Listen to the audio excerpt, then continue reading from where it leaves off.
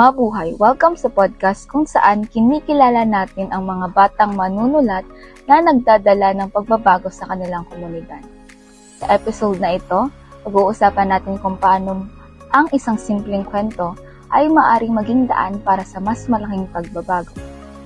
Sa isang paaralan, may isang estudyanteng mahilig magsulat. Tawagin natin siyang Ana.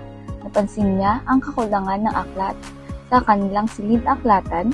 Sinulat niya ito sa pahayagang pampaaralan. Inilakip ang kanyang obserbasyon, panayam sa kapwa mag-aaral, at mukhain kung paano ito matutugunan. Hindi niya akalaing naabot ito sa lokal na pamahalaan na kalaunan ay nagbigay ng donasyon. Isang artikulo lang pero may nagbago. Maraming batang manunulat ang katulad ni Ana, mga kabataang may tapang na ipahayag ang kanilang saloobin at ipaglaban ang kanilang adhikain. Pamamagitan ng pagsusulat, naipaabot nila ang mahalagang kwento ng kanilang komunidad at nagiging inspirasyon para sa iba. Ganyan ang kapangyarihan ng panulat. Di mo kailangan maging isang sikat na manunulat para makagawa ng pagbabago.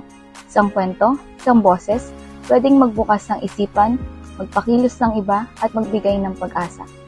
Kaya kung may kwento kang nais iparating, isulat mo. Ang bawat salita ay may timbang at maaari itong magsimula ng pagbabago na matagal nang hinahangad.